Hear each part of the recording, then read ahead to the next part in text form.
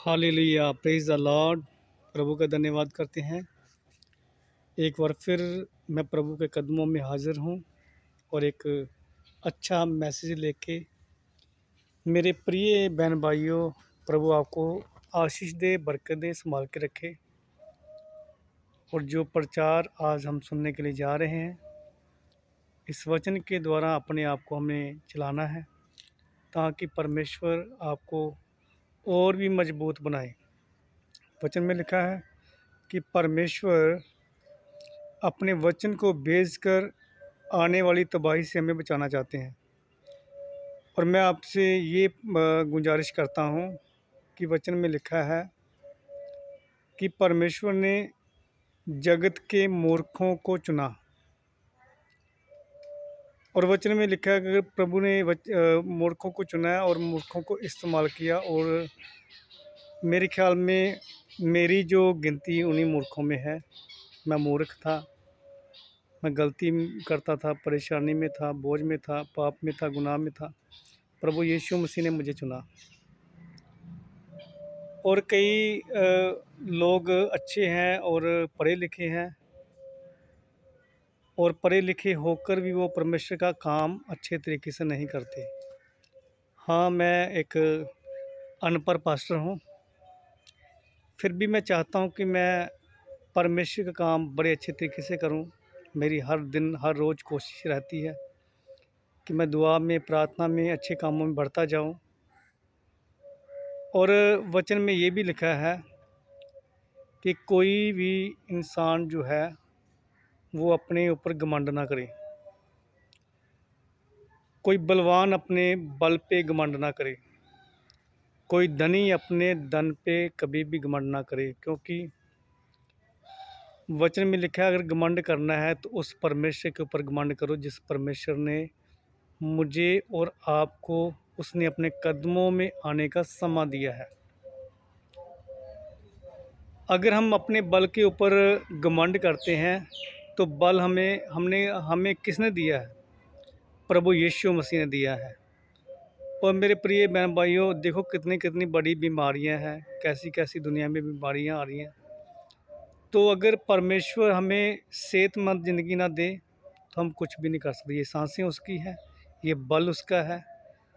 आप जो खाते हैं परमेश्वर उसमें बरकत देता है, तो फिर आपको सेहतमंद ज़िंदगी मिलती है। तो आपका बल, ये आपका बल भी परमेश्वर का बल है। वो चाहे ये बल आपसे वापस भी ले सकता है। और वचन में लिखा है कि धनी अपने धन के ऊपर घमंड ना करे। पैसा और धन आपको किसने दिया है? परमेश्वर ने दिया है।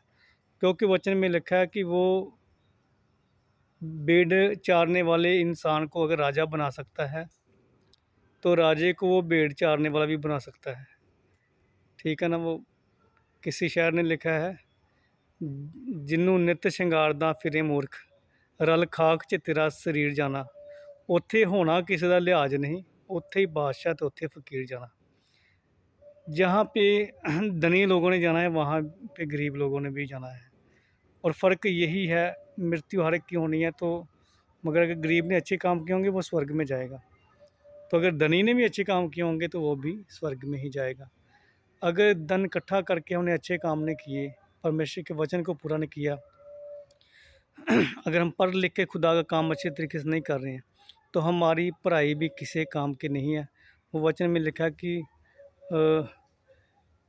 वचन में एक वर्ष मैंने पढ़ा है कि वो एक इंसान ऐसा है जिसको आदर तो है, मगर आदर तो उसको है, बहुत सारी उसकी इज्जत है, बहुत सारे लोग उसको आदर देते हैं, मगर वो उसकी समझ ठीक नहीं है। तो वो एक पशु के समान है।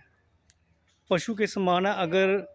हमारी बुद्धि अगर हम अपनी बुद्धि से चलते हैं, हमें परमेश्वर ने इज्जत बख्शी है। अगर हम यीशु का काम अच्छे तरीके से नहीं करते, घमंड में रहते हैं, तो परमेश्वर ने हमें इज्जत तो बख्शी है, मगर हमारे पास समझ नहीं है। तो फिर हम एक पशु के समान, पंजाबी में बोलते हैं डंगर के समान है। और डंगरों को समझ नहीं होती, पशुओं को कोई समझ नहीं होती। ठीक है ना। वो उनको कोई समझ नहीं होती। वो उनको जैसे मर्जी मारो, वो वही काम करेंगे जो उनको अच्छा लगेगा। तो परमेश्वर ने इंसान को समझ दी है, परमेश्वर ने इंसान को धन दिया है, परमेश्वर ने इंसान को बल दिया है। तो उस बल को हमें इस्तेमाल करना है प्रभु के कामों में। अगर हम प्रभु के कामों में अपने बल को इस्तेमाल करते हैं, परमेश्वर हमें और भी बल देगा। अगर हम अपने धन को परमेश्वर के कामों में लगाएंगे तो प्रभु हमें और भी धनवान बनाएगा। इसीलिए वचन में लिखा है कि धनी अपने धन पे घमंड ना करे, बलवान अपने बल पे घमंड ना करे। अगर घमंड करना है तो अपने यीशु पे घमंड करे। हालेलुया। क्योंकि मेरा यीशु जिंदा है, वो सब कुछ करने की सामर्थ रखता है। मेरे प्रिय बहन भाइयों, अगर आपको बाइबल पढ़नी नहीं आती तो परमेश्वर का आत्मा आपको सिखाएगा। क्योंकि मुझे भी पढ़ना नहीं आता था मुझे कुछ नहीं आता था, परमेश्वर की आत्मा ने मुझे सिखाया है। और पवित्र आत्मा की स्टडी की हुई, ठीक है ना, चाहे आप जितनी मर्जी स्टडी कर लो, उससे बहुत बड़ी है। और देखिए, प्रभु यीशु मसीह के चेले भी अनपढ़ थे। देखिए, मछली पकड़ने वाले थे, तो उनको भी पवित्र आत्मा ने सिखाया, तो उन्होंने कितना प्रचार किया। और आप जैसे भी हैं, परमेश्वर के ऊपर घमंड कीजिए। ये सब बात सोचिए कि परमेश्वर ने आपको अपने कदमों में बुलाया है और वो आपको समझता है। परमेश्वर आपको बचाना चाहता है, और इन बात पे आपको घमंड करना है कि प्रभु यीशु मसीह मेरा परमेश्वर है, वो जिंदा है। जब मैं प्रार्थना करता हूँ, वो मेरी सुनता है। इस बात पे आप घमंड कर सकते हैं। मगर अपने बल पे, अपने पैसे पे और अपनी पढ़ाई लिखाई पे अगर आप घमंड करते हैं कि मेरे जैसा कोई नहीं है, तो इस घमंड में आप ना रहिए, क्योंकि परमेश्वर इस घमंड को आपको चूर कर सकते हैं। वचन में लिखा कि परमेश्वर ने एक प्रार्थना की कि हे पिता, मैं तेरा धन्यवाद करता हूँ कि ज्ञानियों से तूने ये बेत छुपा के रखे, और निर्बुद्ध लोग जो थे उनके ऊपर अपने बेतों को तूने खोल दिया। वो निर्बुद्ध लोग जो हैं, वो आज के ज़माने में वो लोग हैं जिनको कुछ नहीं आता। परमेश्वर अपने वेद उनके ऊपर प्रगट करते हैं। और जो लोग ये बातें कह के उनको शर्मिंदा करते हैं कि हम बहुत पढ़े लिखे हैं, वो अपने अंदर जांच के देखें, अपने अंदर जा के देखें क्या वो परमेश्वर के कलाम पे ठीक चल रहे हैं।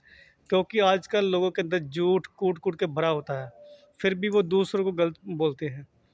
सबसे पहले हमें अपने आप को जांचना है कि मैं क्या परमेश्वर का काम अच्छे तरीके से कर रहा हूँ, क्या मेरी रिपोर्टिंग ठीक है, क्या मैं जो रिपोर्टिंग देता हूँ क्या वो ठीक है, कहीं मैं कोई झूठ मूठ का करके कुछ गलत तो नहीं कर रहा। अगर ऐसा करते हैं तो परमेश्वर आपको देखता है। अपने किसी चीज़ पे घमंड ना करें, परमेश्वर के ऊपर घमंड करें। प्रभु आपको आशीष बरकत देंगे, आपको संभाल के रखेंगे, और परमेश्वर आपको अपनी आत्मा से चलाएंगे। देखिए, अगर आप धनी होके अगर आपके पास पैसे हैं तो आप नरक में चले गए, उसका कोई फ़ायदा नहीं है। गरीब होके अगर उस गरीब लाजर की तरह जिसको फोड़े पड़े थे, उसके घर के दरवाजे नहीं थे, गरीब अगर वो गरीब था, उसको इलाज कराने के लिए पैसे नहीं थे, फिर भी वो उस दुख में रह के भी वो स्वर्ग में चला गया। अगर उसके बाद वो धनी के पास पैसे थे, वो अच्छे खाने खाता था, वो नरक में चला गया, उसका कोई फ़ायदा नहीं है। तो अपने घमंड को परमेश्वर के ऊपर रखिए, क्योंकि अपना घमंड जो है परमेश्वर के ऊपर रखिए, क्योंकि वो आपको संभालेगा, आपको समझ देगा, आपको पशुओं के समान नहीं चलाएगा, आपको इंसान बना के, एक अच्छा इंसान बना के इस्तेमाल करेगा। तो अपनी ज़िंदगी में परमेश्वर का डर रखिए। प्रभु आपको आशीष और बरकत दे। सबको जय मसीह की। Praise the Lord.